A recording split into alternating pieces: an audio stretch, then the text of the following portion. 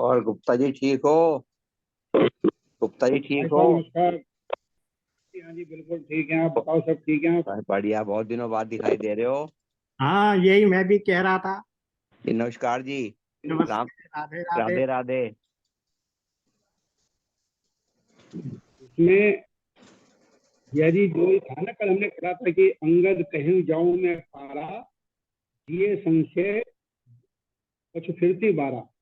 इसमें एक कहानी ये भी है जी, कि जो अक्षय कुमार रावण का पुत्र, एक मिनट रुक जाइए, वो और लोग ज्वाइन कर लें तब फिर सबको सुनाइए। अभी लोग कम हैं, बाद में सुने।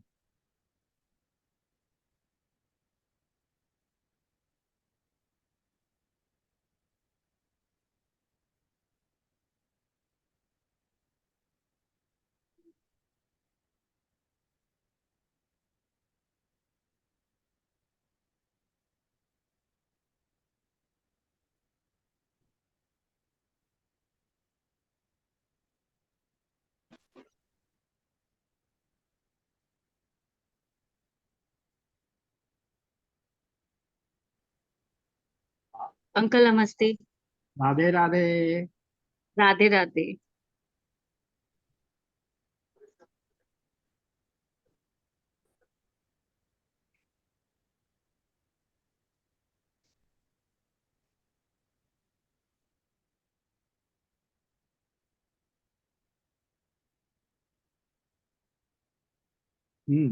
हाँ, अब बताइए। अब काफी लोगों ने ज्वाइन कर दिया। पहले हम वो कर लेते, फिर आप। कृष्णाय वासुदेवाय हरये परमात्मने प्रणतक्लेशनाशाय गोविंदाय नमः। गोविंदाय सच्चिदानंद रूपाय गुरुर्ब्रह्मा गुरुर्विष्णु गुरुर्देव महेश्वरः गुरु साक्षात् परब्रह्म तस्मै श्री गुरुवे नमः। गुरुवे नमः। हाँ, गुप्ता जी कुछ बता रहे थे, बताइए। कल हमने पढ़ा था कि जब समुद्र पार करने की बात आई तो सभी ने जो है सबसे पहले ऋषि हनुमान जी ने अपनी बात कही। जब मैं बूढ़ा हो गया, अंगद जी ने कहा कि भाई मेरे को जाने में तो कोई दिक्कत नहीं, मगर आने में मुझे कुछ संशय है।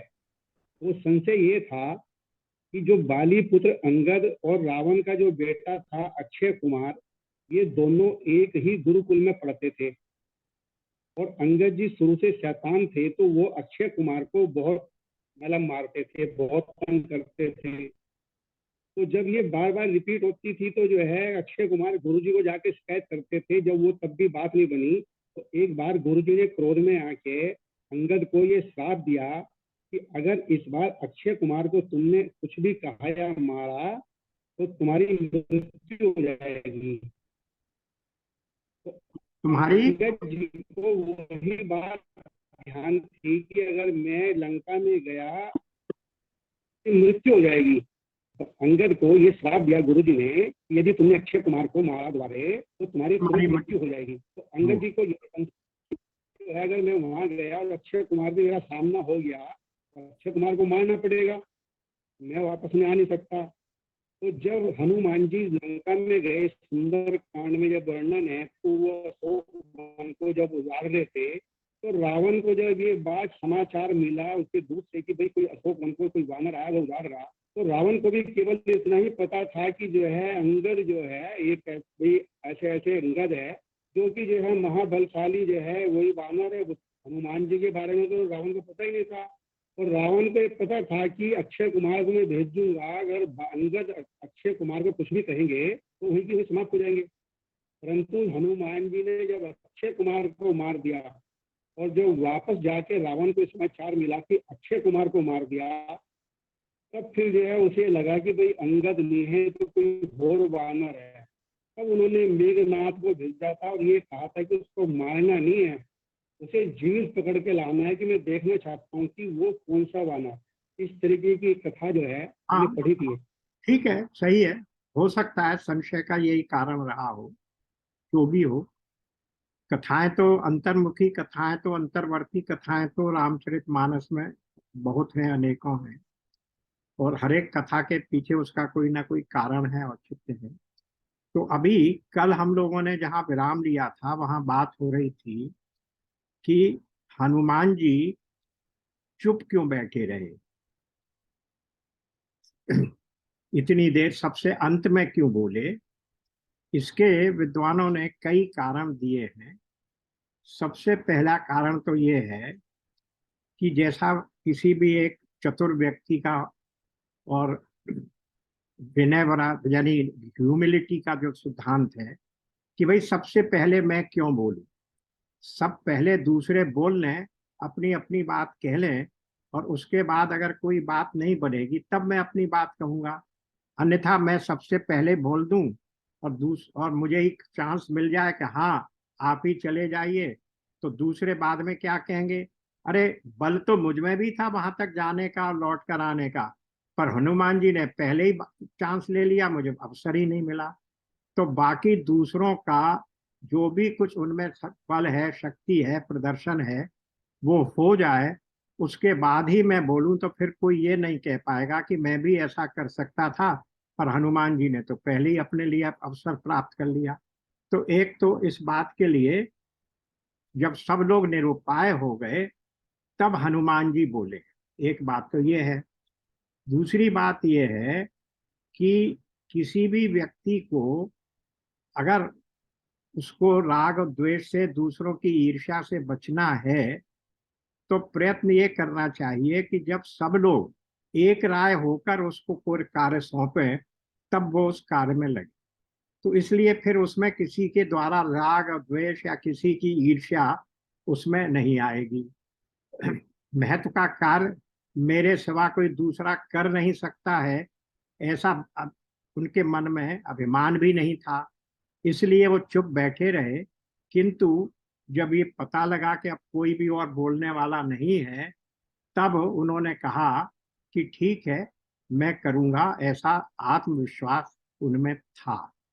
तीसरी बात ये कि सबने उनको अब एक मत से प्रेम से आगे बढ़ाया, इसलिए कोई एक दूसरे के विरुद्ध यानी उनके विरुद्ध किसी के मन में किसी प्रकार की ईर्ष्या नहीं हो सकती थी। अब हनुमान जी के चुप इतनी देर बैठे रहने से ये भी पता लगा कि उनमें कितनी विनम्रता है, अपने लिए यश प्राप्त करने की कोई आकांक्षा नहीं है, और किसी भी प्रकार की प्रतिष्ठा प्राप्त करने की भी उनकी कोई इच्छा नहीं है। तो इतना करने पर चुप के बाद वो बैठे रहे।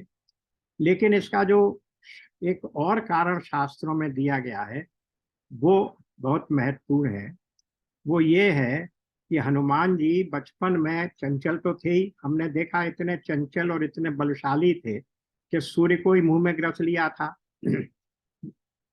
जुग सहस योजन पर भानु लीलो ताहि मधुर फल जानू। तो वो क्या करते थे कि जहाँ कहीं भी आश्रमों में जाते थे, मुनियों के, ऋषियों के, आराध्य देवों की मूर्तियां होती थी, वो होता था, तो वो उन सबको पानी में डाल देते थे, जल में डाल देते थे या उनको नष्ट कर देते थे। तो उन्होंने क्या कहा, ऋषियों ने उन्हें शाप दे दिया था कि तुम अपने इस बल को भूल जाओ, और तब तक तुम्हें अपना ये बल याद नहीं आएगा जब तक कोई तुम्हें तुम्हारे इस बल की स्मृति नहीं करा देगा। जब तक तेरी सामर्थ्य का कोई तुझे स्मरण न कराएगा तब तक तेरी सब प्रकार की सामर्थ्य निष्क्रिय यानी सुप्त रहेगी। इसलिए जब जामवंत जी ने उन्हें याद दिलाया कि तुम्हारा तो जन्म किस लिए हुआ है, राम काज लगी तब अवतारा, सुनता ही भयं पर्वताकारा। फिर उनको अपनी याद आ गई, स्मृति आ गई, करे मुझ में तो इतना बल है। तब उन्होंने अपने शरीर को पर्वताकार बना लिया। अब पर्वताकार बनाया, उसके बाद कैसा हुआ उनका शरीर, उसका वर्णन कर रहे हैं।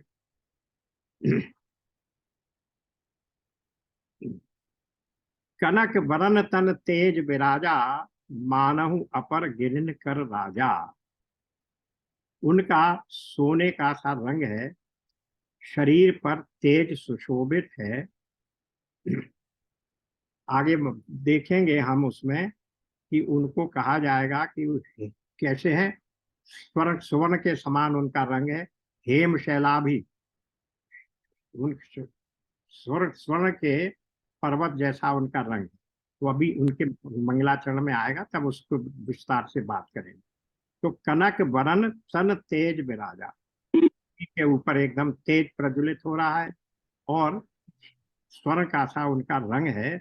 मानहु अपर गिरिन कर राजा, मानो सभी दूसरे पर्वतों का भी वो राजा हो। तो वैसे तो हिमाचल को या हिमालय को पर्वतों का राजा कहा जाता है, किंतु उसमें सोने जैसी चमक नहीं है। तो हमारे शास्त्रों के अनुसार सुमेरु पर्वत में सोने जैसी चमक है। इसलिए यहाँ यही मानना पड़ेगा कि मानो दूसरा पर्वतों का राजा सुमेरु हो, उसका यहाँ पर वार किया जाता।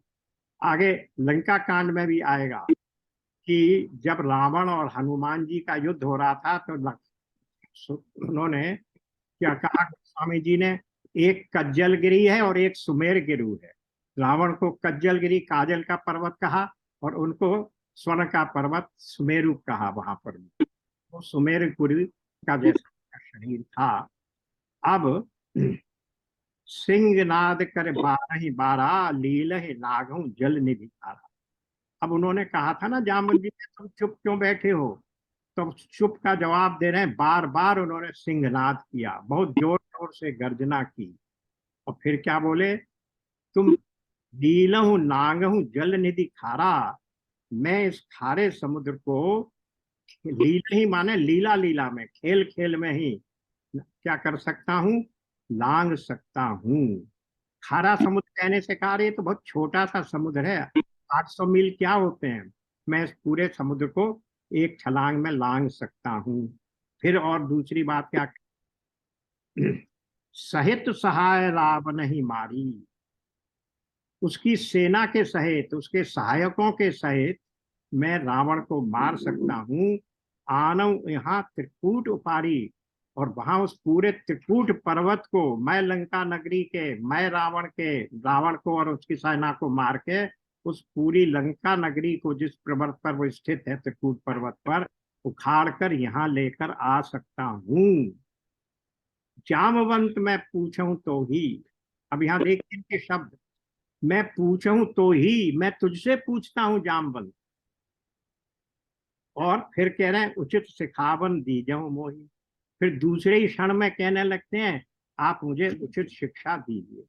तो ये ऐसा संवाद क्यों, संवाद में कुसंवाद क्यों हो रहा है? क्योंकि इस समय उनको इतना आवेश आया हुआ है कि उस आवेश के कारण, उस आवेश में वो क्या उचित है क्या अनुचित है, किससे क्या बोलना चाहिए क्या नहीं बोलना चाहिए, इसका ध्यान नहीं रहे। इसलिए उन्होंने जामवंत के जो शब्द का प्रयोग किया, लेकिन उसी क्षण उन्हें ध्यान आ गया तो मर्यादा में फिर आ गए। उचित सिखावन दीजो मोही, आप मुझे शिक्षा दीजिए। अब उसके बाद अब रामवन जी क्या शिक्षा दे रहे हैं, इतना करहूं तात तुम जाई, सीत ही देख कहूं सुध आई। अब तुम इतना करो। अब जामवन जी ये शिक्षा क्यों दे रहे हैं कि उन्होंने क्या क्या कहा था हनुमान जी ने, कि तुम जाओ, मैं क्या कर सकता हूँ, इस समुद्र को लांघ कर रावण को सेना सहित मारकर त्रिकूट पर्वत को उठाकर मैं लंका नगरी के लेकर यहाँ आ सकता। पर ये सब कार्य तो करने के लिए हनुमान जी को राम जी ने नहीं आदेशित किया था। राम जी ने क्या कहा था, तुम यहाँ जाओ, सीता का पता लगा कर लाओ और उनको मेरे बल और मेरे वियोग की बात समझा देना। केवल इतना ही उनका मैंडेट था, इससे अधिक कुछ नहीं था। अब वो कह रहे हैं मैं तो रावण को भी मार डालूंगा, फिर मैं लंका नगरी को ही उखाड़ कर ले आऊंगा, पर्वत को ही उखाड़ लाऊंगा लंका नगरी के सहित। तो ये सब तो उनके भगवान के आदेश के विरुद्ध थे, पर ये सब आवेश में बोल रहे थे। वो जब उन्हें अपने बल का आभास हो गया तब वो सब बोल रहे थे। इसलिए अब वो जब मर्यादा में आ गए और उन्होंने पूछा चित सुखावन देहु मोही। जामवंत जी से जब ये बात पूछी तो अब जामवंत जी उनको शिक्षा दे रहे हैं। क्या कह रहे हैं?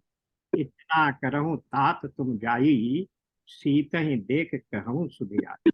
बस तुम इतना करना कि जाओ और क्या करो, सीत ही देख, सीता जी को देखकर तुम लौट आना और उनकी सुधि, उनकी समाचार लेकर आ जाना। अब तब निज भल बल राजीव नैना, कौतिक लाग संग कपि सेना। जब तुम उनकी सुधि लेकर, उनके समाचार लेकर, उनका पता लगाकर आ जाओगे, तब ये रावण को मारने इत्यादि का काम तुम्हारा नहीं है। फिर किसका है? तब निज भुज बल राजीव नयना। भगवान राम जो राजीव नयन है, कमल नयन भगवान राम अपने भुज बल से करेंगे क्या? कौतुक लाग संग कपि सेना। वैसे तो वो चाहें तो अभी एक क्षण में ही एक बाण से रावण को मार सकते हैं, पर कौतुक के लिए, खेल के लिए, लीला करने के लिए, अब मर्यादा स्थापित करने के लिए वो क्या करेंगे? कपि सेना, वानरों की सेना के सहित जाएंगे और तब उस रावण को मारेंगे। केवल खेल के लिए ही वो वानरों को साथ ले जाएंगे। तो उनका निज भुजबल ही इतना है। अब छंद आ गया। कपिसेन संग संघारि निश्चर, राम सीत ही आनी है। त्रैलोक पावन सुजस सुर मुनि, नारदादि आनी है। कपिसेन संग संघारि निश्चर, वानरों की सेना को साथ लेकर क्या करेंगे? भारी राम निश्चर राक्षसों का संहार करके और सीता जी को ले आएंगे। त्रैलोक पावन सुजस, सुर मुनि नारदादि बखाने हैं। और जब ऐसा हो जाएगा, रावण का वध हो जाएगा, सीता जी को वहां से मुक्त करके ले आवेंगे, तब उनका जो सुयश है, और वो सुयश की क्या विशेषता है?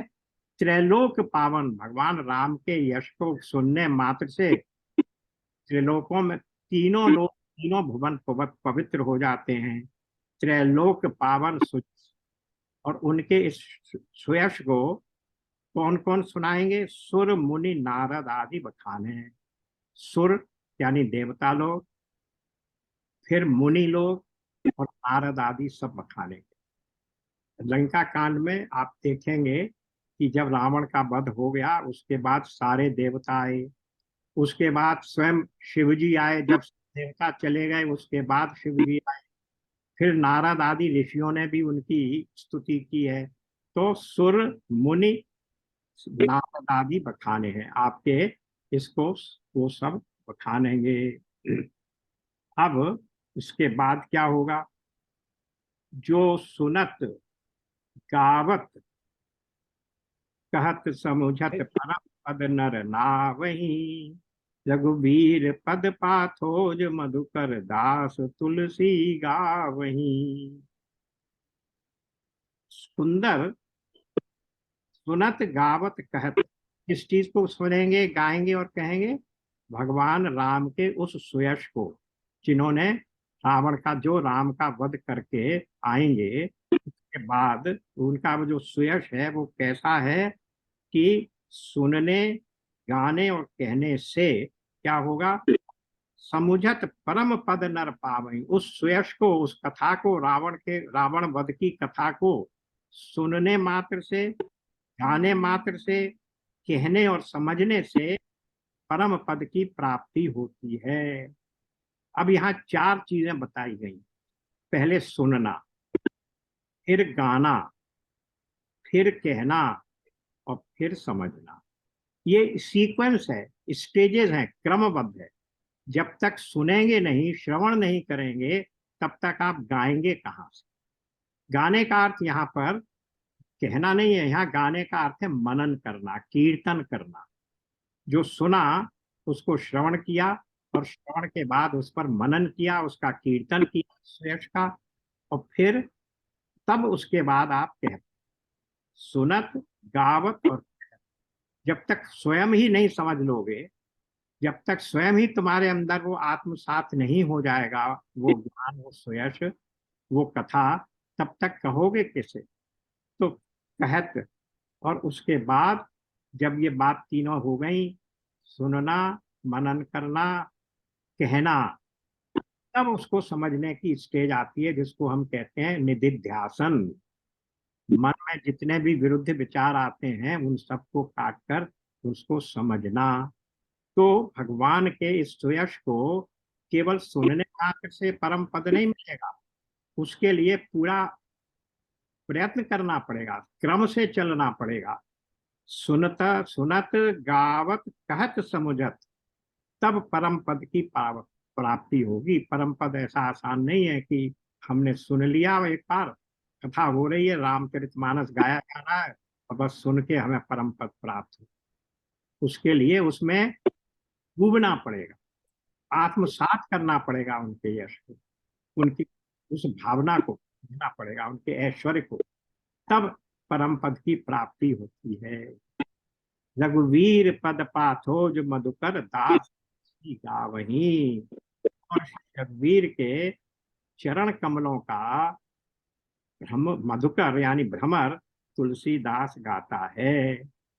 अब ये तुलसीदास जी ने कहा कि मैं तो प्रारंभ से ही, जब से रामचरितमानस को प्रारंभ किया है, तभी से राम जी के चरणों के उसका ही तो ऐश्वर्य का, उन्हीं की कथा का तो बखान कर रहा हूं। तो उनके चरण कमल का यश कौन गा रहा है?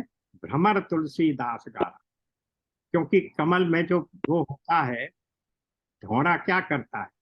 कमल के पराग का ग्रहण करता है।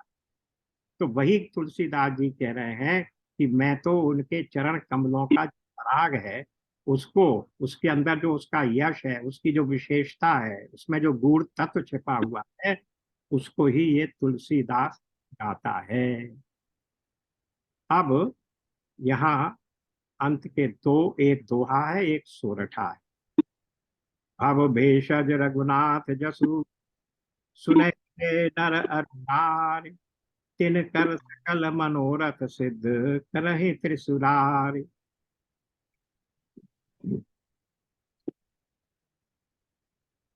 यहाँ पर त्रिसुरारी शब्द के ऊपर थोड़ा सा अलग अलग पाठों में भेद है। यहाँ त्रिसुरारी का तो अर्थ है त्रिशिरा के शत्रु, और दूसरी जगह पर त्रिपुरारी शब्द भी आया है कहीं कहीं और पाठों में। वो ज्यादा उचित मालूम होता है, क्योंकि राम जी और शिव जी का जो संयोग है, समन्वय है, वो यहाँ भंग हो जाता है। तो इसलिए इसको अगर हम त्रिपुरारी पढ़ें तो अब देखिए क्या अर्थ निकलता है। श्री रघुवीर का यश भव यानी इस संसार सागर को, संसार सागर रूपी इस भव रूपी रोग की अचूक दवा है। भव भेषज रघुनाथ जस, सुनहि जे नर अरु नारी, जो नारी और नर पुरुष सुनते हैं, तिनकर सकल मनोरथ सिद्ध करहि त्रिपुरारी। वो यहाँ पर कहा त्रिपुरारी, सॉरी त्रिशरारी, यानी त्रिशरा के शत्रु राम जी उन सबके सब मनोरथों को सिद्ध करेंगे। लेकिन यदि हम ये कह रहे हैं कि उनके स्त्री से सुनेंगे, उसको, यश को सुनने वालों के मन की सभी कामनाएं, उनकी सारी बीमारियां, दुख और उनके मनोरथ करेगा, वो भगवान शिव सिद्ध करेंगे। क्योंकि भगवान शिव राम जी के हर मनोरथ को राम जी की कृपा से ही सिद्ध करते हैं। वो प्रारंभ में ही देखा है कि काशी में मरने वाले को, जो काशी भगवान शिव की नगरी है, उसमें मरने वाले को शिव जी की ध्यान करने से मुक्ति मिल जाती है। और वहां स्वयं लिखा है कि वो मुक्ति मेरे कारण से नहीं मिलती, मैं तो उनके कान में राम का नाम ले देता हूँ, उससे मुक्ति मिलती है। तो इस प्रकार भगवान शिव स्वयं ही राम जी के यश का प्रसार और प्रचार करते हैं। इसलिए यहाँ पर त्रिपुरारी हो तो भी ठीक है, और अगर त्रिशरारी है तो त्रिशरा के को मारने वाले कौन है? त्रिशरा राक्षस था, वो भगवान राम है। तो उनके यश को गाने वाले भगवान राम उसके सारे मनोरथ पूरा करेंगे। दोनों ही रूपों में, किसी भी रूप में ये अर्थ आ सकता है। फिर नीलोत्पल तन श्याम काम कोटि शोभा अधिक, सुनीयता सुगुण ग्राम जासु नाम अग खग बधिक। जिनका नीले कमल के समान श्याम शरीर है, जिनकी शोभा करोड़ों कामदेवों से भी अधिक है, और जिनका नाम पाप रूपी पक्षियों को मारने के लिए बधिक यानी व्याध के समान है, उन श्री राम के गुण समूह, उनकी लीला को अवश्य सुनना चाहिए। सुनिए तासु गुण ग्राम। तो नीले कमल के समान श्याम शरीर, जिनकी शोभा करोड़ों कामदेवों से भी अधिक है, और जिनका नाम पाप रूपी पक्षियों को मारने के लिए समान है। इसमें क्या बातें कही? 3 बातें कह दी गई ऊपर के दोहे में। सबसे पहले क्या, जब भी भगवान का ध्यान करें तो सबसे पहले रूप ध्यान, भगवान का भजन करने का तरीका, सबसे पहले उनका रूप ध्यान। कैसे हैं? नीले कमल के समान श्याम शरीर है, जिनकी शोभा करोड़ों कामदेवों से, ये उनके ऐश्वर्य का ध्यान। फिर जिनका नाम पाप रूपी पक्षियों के लिए है, तो पहले रूप ध्यान, फिर नाम जप, तब भगवान के नाम का स्मरण करें। और उन श्री राम के गुण समूह को अवश्य सुनना चाहिए। उनका ध्यान, उनकी लीला, उनके गुण, उनका भी ध्यान करें। तो नाम, रूप ध्यान, नाम जप और गुण और लीला, इन सब का ध्यान करते हुए भगवान के नाम का स्मरण करते रहना चाहिए। इस प्रकार से ये भगवान राम का, ये रामचरितमानस का किष्किंधा कांड पूरा हो गया। अब थोड़ा सा देखिए इसके प्रारंभ में क्या हुआ था। जो मंगलाचरण था वो भी वहीं से प्रारंभ हुआ था, किष्किंधा कांड।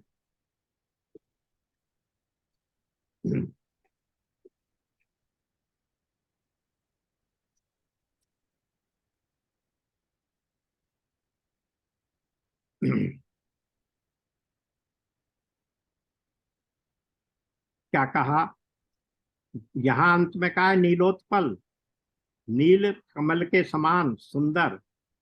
यहां भी आया है कुंद पुष्प और नील कमल के समान, इंदिवर कहते हैं।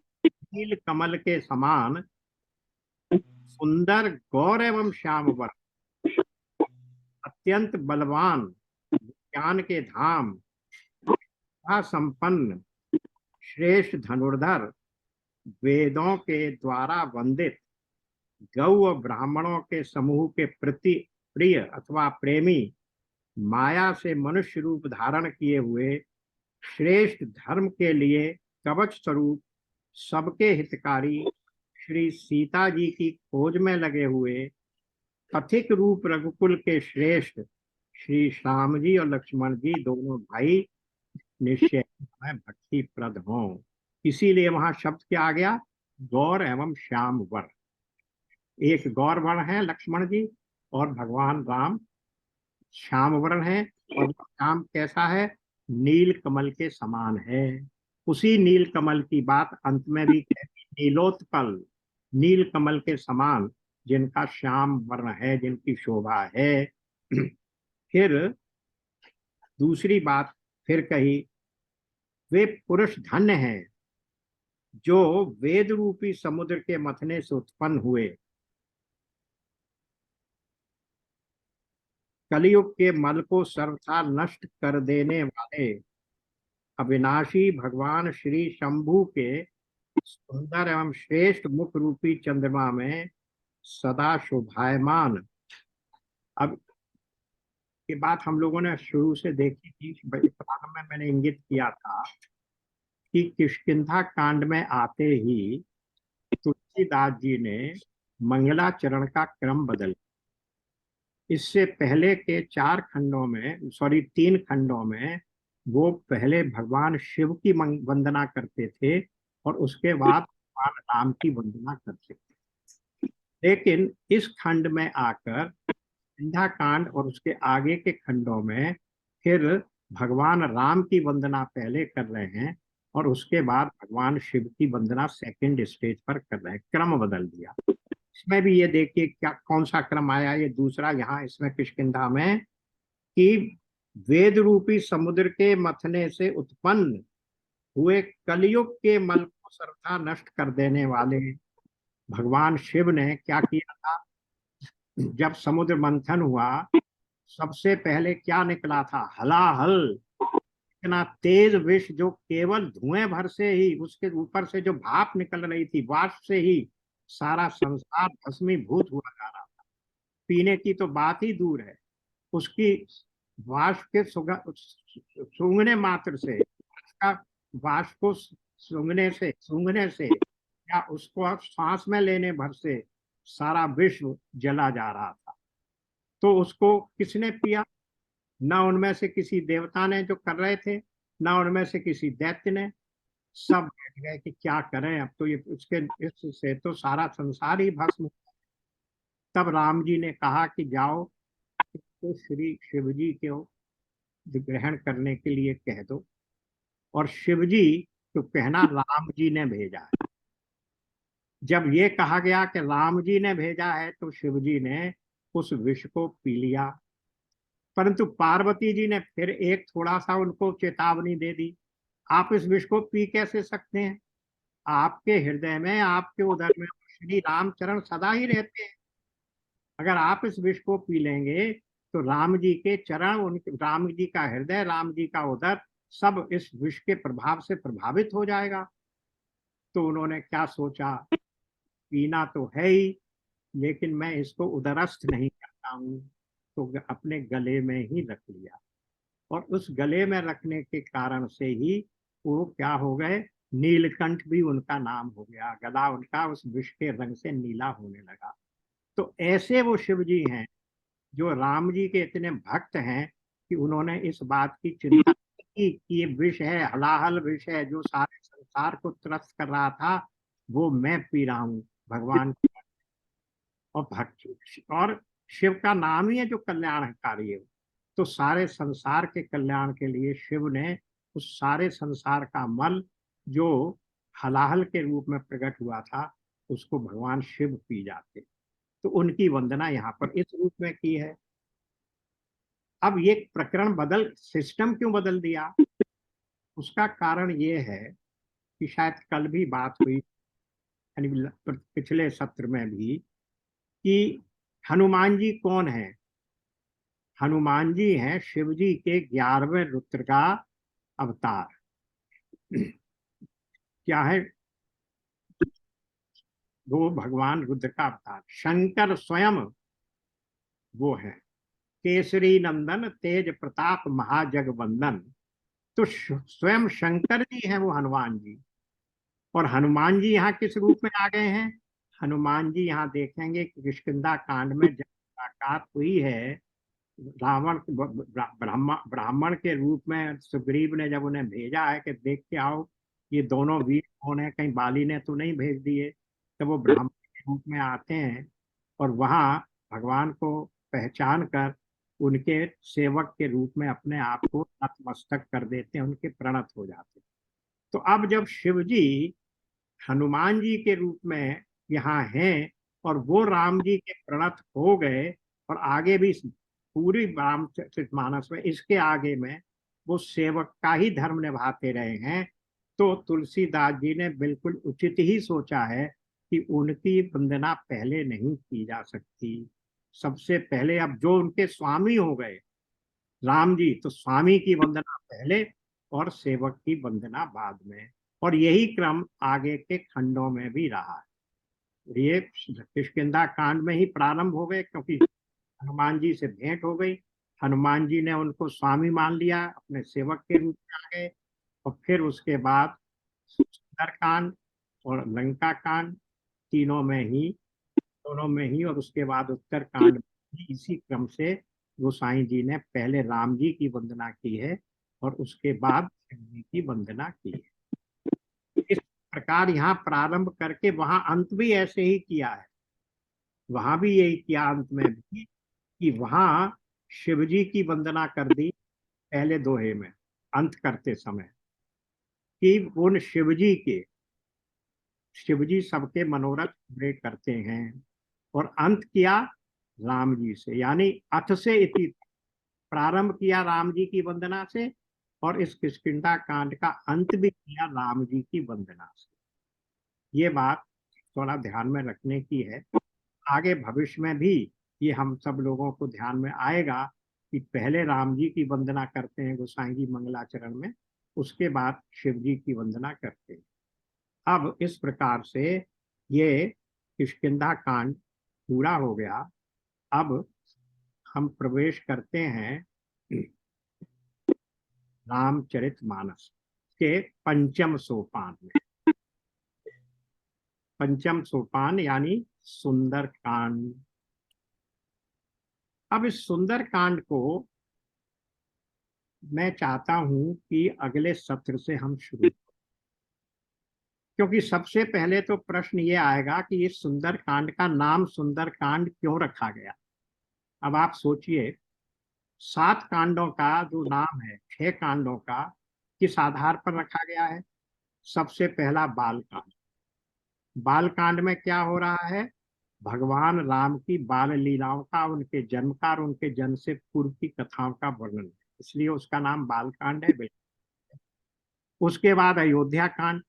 अयोध्या कांड में उनके विवाह के बाद होने वाली अयोध्या में जो जो भी घटनाएं हुई हैं उन सबका वर्णन है, उसका नाम अयोध्या कांड है। उसके बाद तीसरा क्या है, तीसरा है अरण्य कांड। भगवान राम को वनवास हो गया, वन में गए, वन में जिन जिन ऋषियों मुनियों से मिले हैं, जो भी वहां बात वार्ता हुई है, उपदेश हुए हैं, चित्रकूट का वर्णन वो सारा अरण्य कांड में है। और उसके बाद किष्किंधा कांड। किष्किंधा इसलिए कि किष्किंधा सुग्रीव और बाली की नगरी थी, उसी किष्किंधा में ही जाकर भगवान ने बाली का वध किया है और सुग्रीव से मित्रता की है, और सुग्रीव की मित्रता से ही राम जी को खोजने के लिए हनुमान, अंगद इत्यादि को भेजा। तो इन सब कांडों के नाम तो समझ में आते हैं कि किस किस रेफरेंस की वजह से इनके नाम रखे गए, किंतु और उसके बाद का लंका कांड, लंका में युद्ध हुआ है इसलिए उसको लंका कांड, वाल्मीकि रामायण में उसको लंका कांड नहीं कह के युद्ध कांड कहा गया है, वो एक ही बात है, उसमें युद्ध हुआ। और उत्तर कांड में जो भी कुछ था वो पूरा ही जो तत्व ज्ञान है वो सारा उसमें बयान कर दिया गया। राम जी का राज्याभिषेक, राम जी के द्वारा दिया गया उपदेश और काकभूषुंडी और उनका काकभूषुंडी और गरुण जी का संवाद, ये सब उसमें आ गया, तो वो सब उत्तर कांड हो गया। फिर सुंदर कांड में ही ऐसी क्या विशेषता है कि इसका नाम अलग से रखा गया, और ये केवल तुलसीदास जी का ही रखा हुआ नाम नहीं है, वाल्मीकि रामायण में भी सुंदर कांड ही कहा गया है इसको। तो कुछ ना कुछ तो सुंदरता होगी जिसके वजह से इसको सुंदर कांड कहा गया है। संक्षेप में इतना समझ लीजिए कि सुंदर कांड में 2 सुंदर चरित्रों का वर्णन है। एक चरित्र है हनुमान जी का और दूसरा चरित्र है सीता जी का। सीता जी की सुंदरता के बारे में तो कोई संदेह है नहीं, पहले ही पढ़ लिया बालकांड में ही हमने कि उनकी सुंदरता कैसी, सुंदरता को सुंदरता है, जिनकी सुंदरता सुंदरता को ही ले जाती है, ऐसी वो है सुंदर। पर हनुमान जी में क्या सुंदरता, हनुमान जी में उनके चरित्र की सुंदरता, शरीर की सुंदरता ही सुंदरता नहीं होती, व्यक्ति के अंतर्मन की सुंदरता ही प्रमुख वस्तु होती है। तो इसलिए, और फिर दूसरे वो क्या है, तत्वतः जो कहा गया है, राम जी क्या है, भक्ति हैं, और हनुमान जी उनके साधक हैं, वो भक्ति माता की खोज में निकले हनुमान जी, इसलिए वहां भक्ति माता का और साधक का भी प्रयत्न है। इस सब कारणों से इसको सुंदर कांड कहा गया है, पर केवल यही कारण नहीं है, और भी कारण है, कई कई जगह पर सुंदर सुंदर शब्द कई बार आया। उन सबको फिर अब हम परसों ही लगाएंगे। आज इसको यहीं प्रकरण करते हैं, क्योंकि मैं एक एक शब्द को लेकर आगे बढ़ना चाहते हैं। सबसे पहले तो सुंदरकांड का नाम क्यों हुआ, सुंदरकांड की सुंदरता, इस पर पंडित राम किंकर जी महाराज ने एक पूरी पुस्तक लिखी। उसका टाइटल ही है सुंदरकांड की सुंदरता। तो उसमें से भी कुछ प्रकरण लेंगे हम लोग। उसके बाद कुछ और विद्वानों ने भी सुंदरकांड की सुंदरता या उसके नाम के ऊपर लिखा है। तब उसके बाद फिर हम इन मंगलाचरण के शुरू को, इस सुंदरकांड को बहुत विस्तार से, बहुत समझ के हम लोग आगे बढ़ेंगे। कोई जल्दी नहीं, कथा पूरी करने की कोई जल्दी नहीं। और सुंदरकांड तो ऐसा है कि सबकी मनोकामनाएं पूरी करता है। हर व्यक्ति सामने क्या हो रहा है, सुंदरकांड की हम कथा करा रहे हैं, आज सुंदरकांड की कथा करा रहे हैं। तो सुंदरकांड की कथा में कुछ सुंदरता है, कुछ विशेषता है, तभी तो हर व्यक्ति सुंदरकांड की कथा कराता है। तो सारी विशेषताओं को भी हम एक एक करके समझें। इसलिए इसको आज आधे अधूरेपन से नहीं, पूरे मनोयोग से, पूरे विस्तार से हम अगले सत्र में यानी नेक्स्ट सैटरडे से प्रारंभ करेंगे। और उसके बाद फिर आगे सुंदरकांड चलता रहेगा जब तक ईश्वर इच्छा होगी। तो आज यही विराम करते हैं। ओम पूर्णमदः पूर्णमिदं पूर्णात् पूर्णमुदच्यते पूर्णस्य पूर्णमादाय पूर्णमेवावशिष्यते। ओम शांति शांति शांति। नारायण नारायण। नारायण नारायण। राधे राधे। राधे राधे। राधे राधे। राधे। राधे राधे।